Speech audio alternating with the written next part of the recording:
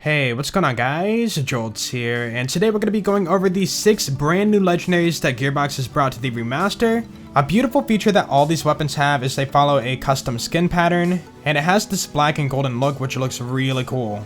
Before we get into that, I do want to mention that these legendaries might be glitched because if you put on ammo regen with any class mod, you cannot regen ammo at all. A thing with all these weapons too are that they have fixed parts, so it's going to have the same body, scope, and all that stuff on the weapons when you find them. The only thing that's going to change is the base damage when you find it at a higher level. So the best way to get these legendaries would be to either farm Chromaraks, the golden chest, or getting it as a guaranteed drop from the chest after the destroyer. These can also world drop anywhere in the world. You can get it from like a chest, a random enemy drop, but that's a little more rare. So if you easily want to farm these weapons in about like 10 minutes, I will link my tutorial below on how to respawn the destroyer chest. Now that tutorial does use a glitch, so if you're against glitching, then go ahead and pass on it. For the first one, we have the Sucker Punch, and this is a Dream melee pistol for Mordecai. On the card there, you can see that it has 500% melee damage. Sadly, there is a bug with it. If you swap to the weapon but don't finish the animation of like pulling out the weapon, and you try to melee strike an enemy, you will only do your base 100% melee damage. So make sure when you swap to the pistol that you finish your animation before you melee strike. Now, this gun is top tier because if you're doing a melee build with Mordecai, the level of the gun really doesn't matter because you're going to be using it as a melee weapon. As for shooting the gun, it is fully auto, it's a machine pistol. It does fairly decent damage. I use it quite a bit when I need a second wind. Now, when you combine this weapon with Mordecai's lethal strike, you can easily hit over 10,000 damage. Heck, I've even seen it do the visual damage cap of 99,999. This gun is pretty insane. So yeah, I would only recommend it if you're doing a melee build, and definitely pick it up. Next up, we have the Mugshot, and this weapon is pretty good on Roland. Now, the downside is that it has a smaller mag and a really low zoom scope. So for being burst fire, for long range, it kind of lacks on that, but it does hit pretty hard. This weapon will always be explosive ×1, and with the element multiplier being so low ×1, you won't see it hitting that explosive shot very often. It's not really a big deal because the base damage is pretty high. I also want to point out on the side of the gun that you can actually see numbers, and with it being called the Mugshot, I did search up that number on Google to see if I can find information about a criminal or something like that, but nothing did pop up.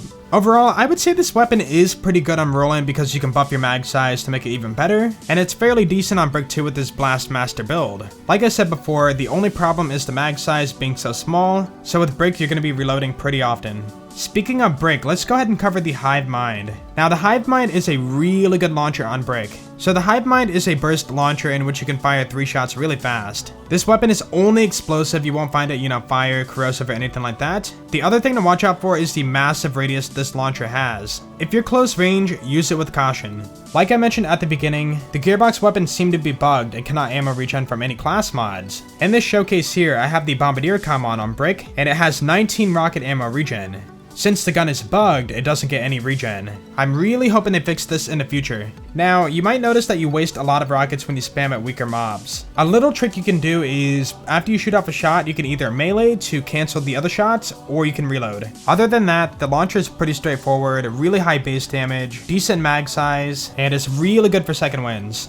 The next gun we have is the Silent Knight. This is one gun I've been wanting for such a long time. So you can see on the card that it has 800% critical hit bonus. Think of it like a Lady Fist from Borderlands 2 and a sniper. So you're rewarded for hitting critical hits over body shots. Now, with a sniper Mordecai build, this gun is stupid strong. I did try it on Lilith earlier, but the problem is the magazine size is 3 by default, and she doesn't have any skills that buff your mag size or reload speed, so the gun doesn't work all the best on her. Back over to Mordecai, you can see with a sniper build you can easily one-shot mobs if you hit a critical hit. Another problem I do have with the gun is the scope too. It is a fixed scope, so it's going to have the same scope every time it drops, and the zoom level is really low on it.